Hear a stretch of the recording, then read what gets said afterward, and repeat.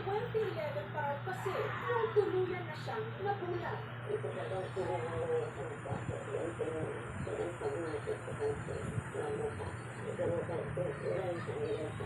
Kaya ang tanging katuwang ngayon ni Lola Ines, ang dalawa niyang mga kapatid, sina Junior at Adelina.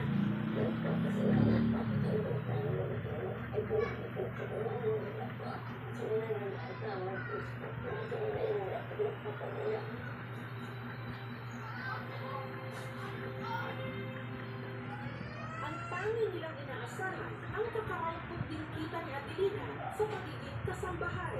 Masakit po talaga. Lalo na po kasi malaki niya rin nabulag ako na dati po na ako lang po yun din.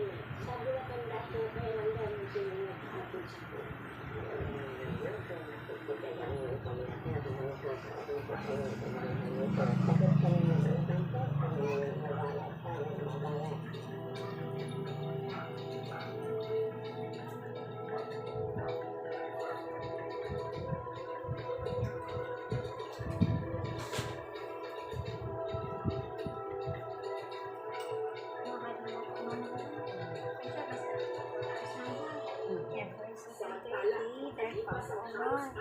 Third, fourth, fifth day, mag-start siya sa studying kasi pagsit. Ayun niya sa pagsita, ma'am ha. Yari job, toner, mga isog na cream, Dahil mga inabuta na sila ng pilit, sa inabuti nilang pakituloy muna sa bahay ng kanyang pinsan. Inasining pulog dagat, wala lang Hindi ko po duha. tutuloy ng sila ng inis. Yung sabon, may lang sabon, ma'am ha. First session, Okay ram ka safeguard. first session, Nga dili sad mamulbos. first session, di pa ganyan perfect. Letter pa man siya, ipasikan niya ng tamang ha. After 1 month sa first, kagihapon niya, ay check sa pawin, food of niya, ay kauta. Na nasa kilari ng galing pa sa Ointment apply ko, ma'am, pero sa saan lang, 7 days ko ito. Pag-apply sa ointment, anak na, ngayon ko siya nagkanan niya. Anak na.